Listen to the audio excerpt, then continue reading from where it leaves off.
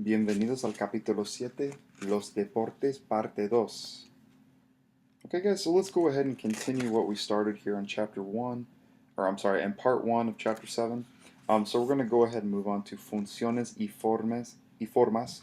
Okay, so parte 1, we're going to be talking about the past, preterite of reflexive verbs and pronouns. Okay, so in capítulo 4, you learned about reflexive verbs, all right?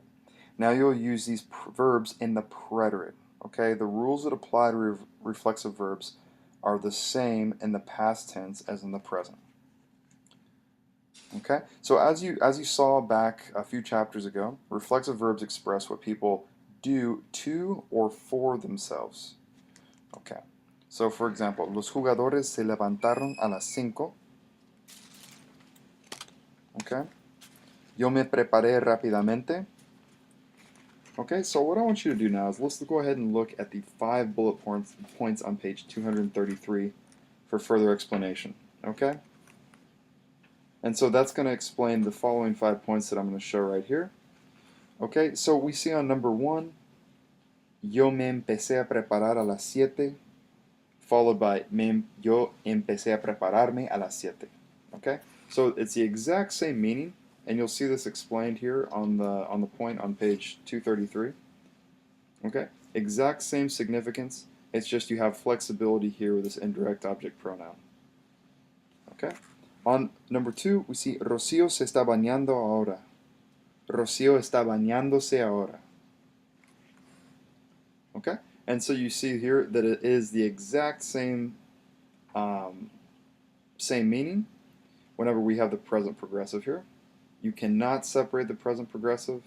However, you can take this pronoun here, the se, and you can either have it before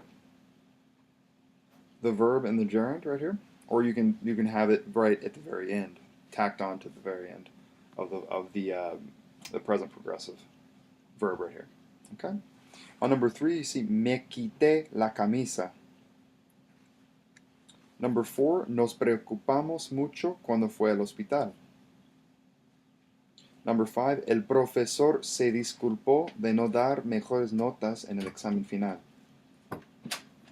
Okay, so read over these. Send me an email if you have any questions on these explanations right here.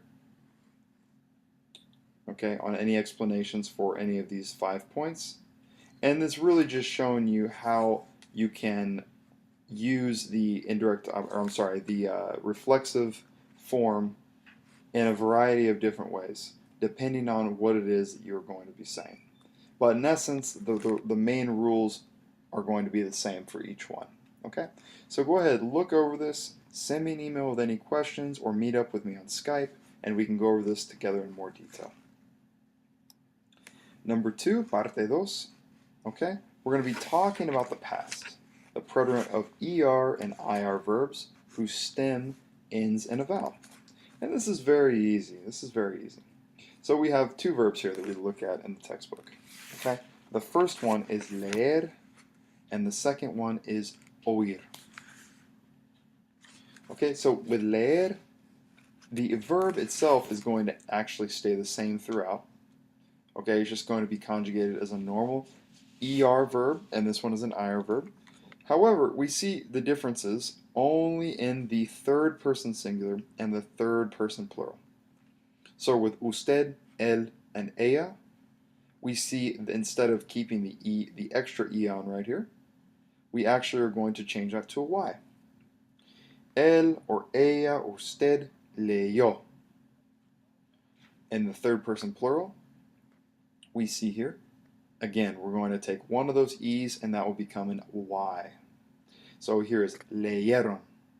Leyó, leyeron. With oír, we see a similar thing. So we see 2 vowels right alongside each other. However, we're going to get rid of one of these vowels here. The third person singular is going to become oyó. The third person plural, oyeron. Okay, so again, to reiterate, all other forms are regular and in the regular preterite ER or IR endings.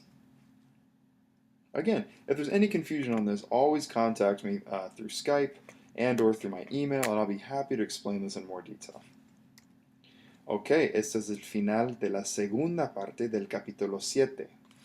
Muchas gracias, chicos. Hasta luego.